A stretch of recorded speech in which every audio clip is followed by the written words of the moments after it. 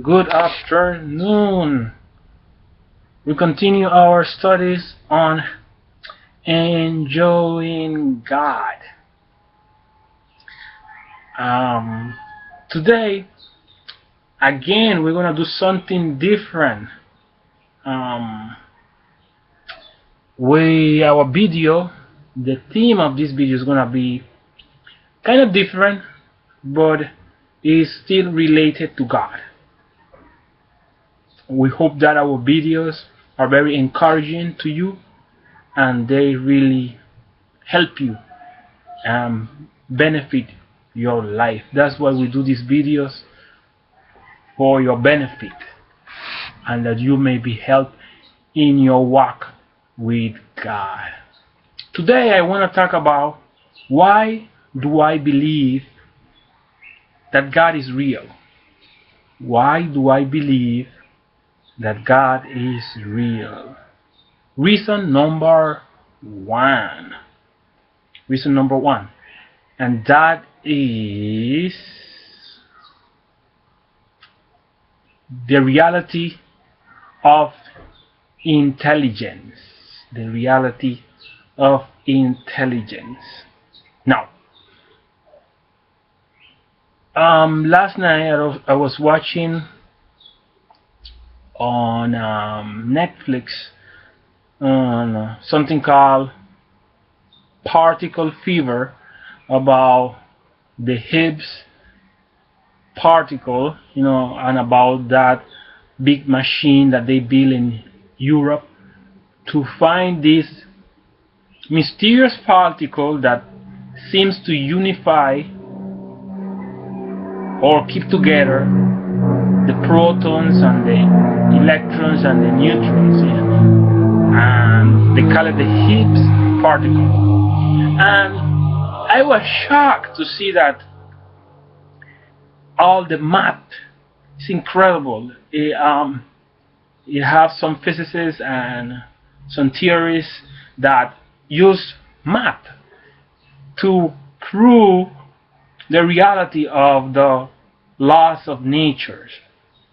So there are laws, and they can put these laws into a mathematical form or formulas that they write, to which they come to a conclusion about a law of nature. So I was saying to myself, that's me thinking, where does that math come from? I mean, it is all the time there in nature, the math, the formulas. So what the scientists are doing, they are just discovering the math that is already there. So the question that comes to mind, where does that math come from? I mean, a person who doesn't believe that God is real, right? They would tell you, well,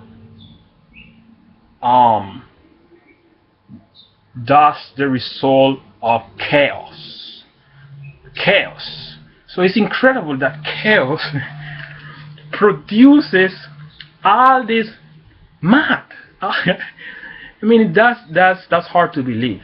That is very hard to believe that chaos can produce all this math that they discover. And it's interesting that there was a mathematician, I think from France, I don't remember from what country he was, that was trying to disprove the Bible, and he used to apply math to the Bible, and he ended up believing in the Bible. And so many who have tried to discredit the Bible end up believing in the Bible. It's unbelievable. But anyhow, back to our subject. Where all this math comes from that they discovers in these laws. Okay, so the person who does not believe that God is real will tell you, well, all that is just an illusion. That's a pretty good illusion. They would tell you, or it's chaos, but is very well organized chaos. It is very well organized math.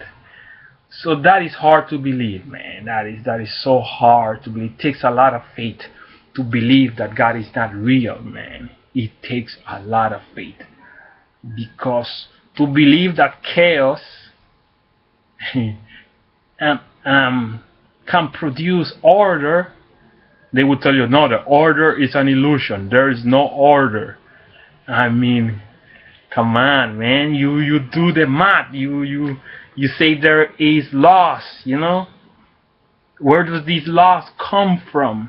Where does the intelligence that you see in all these intrinsic elements like the DNA and the building blocks, where does it come from?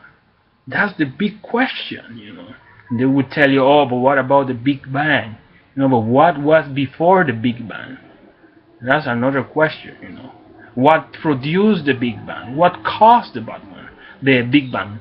I mean, it was the result of luck. I mean, that's a pretty lucky miracle. They would tell you that life is an accident.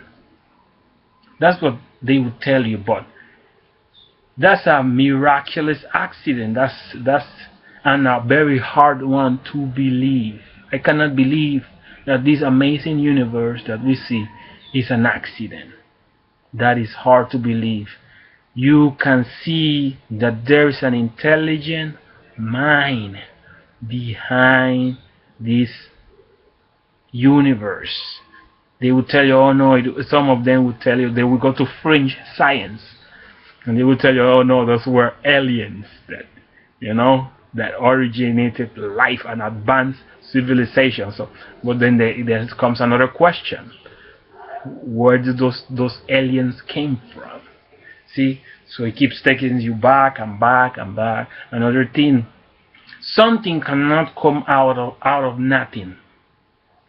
That's illogical. That's unreasonable. That's impossible. I mean, and it's another thing. How can intelligence come out of something which is not intelligent? In other words, how can non-intelligence objects produce intelligence?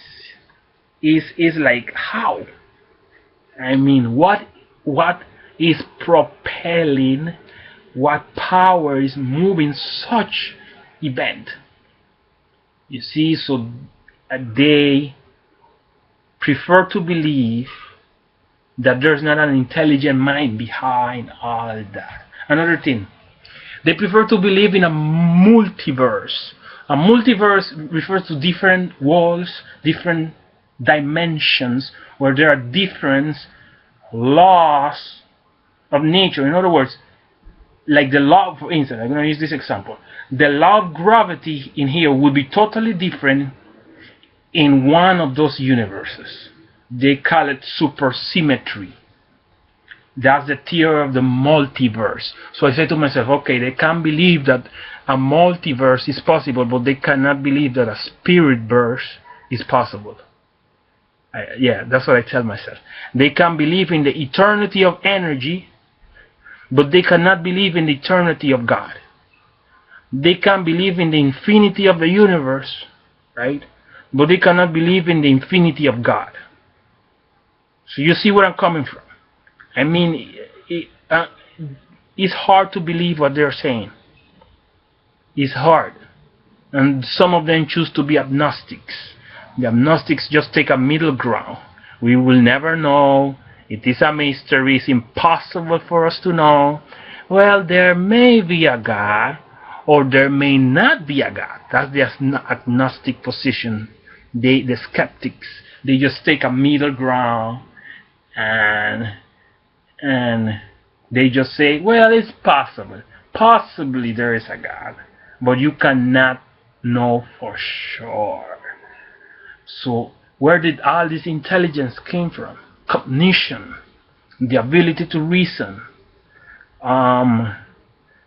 We have the ability to arrange facts and come to a conclusion. Where did all that came from? Accidental is a pretty powerful, intelligent accident. You see the contradiction? An intelligent accident, unbeliever. And as I once told a person who was struggling in college, because you have a lot of young people who are struggling in college because they grow up as believers, but when they go to college, they forsake their Christian roots. So I would tell you this: where did intelligence came from? I mean, is it an accident? Where did it came from? I mean, how do you answer that? They can't give you an answer. No, they can't, because they don't have it. They don't have an answer. Or they may use big words to try to confuse you, but they can't give you an answer. And I'm referring to some of those who deny that God is real. You know. Now, I tell a person, a college student, I tell her, if there's intelligence, there has to be a mind. I mean, if there's intelligence, there is a mind. If there's a mind, there is a person. You know, because the main ingredient of a person is a reasonable mind. That's the main ingredient.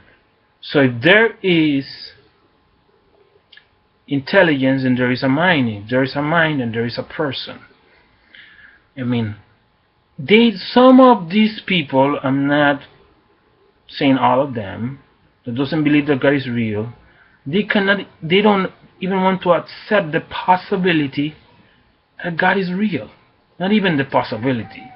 I mean, the agnostics, you could be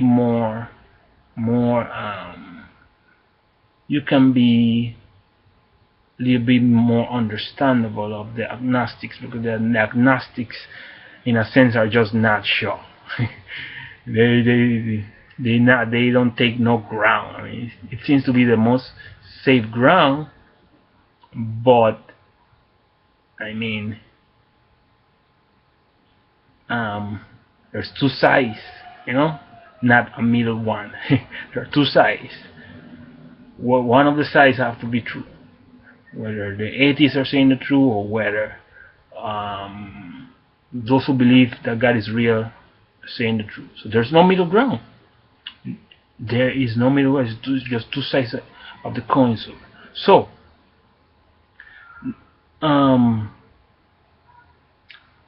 mind, intelligence, reason, where do they come from? The only logical explanation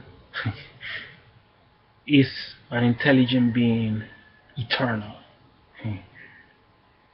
And you scientists who are listening to this, you can't believe in eternal energy.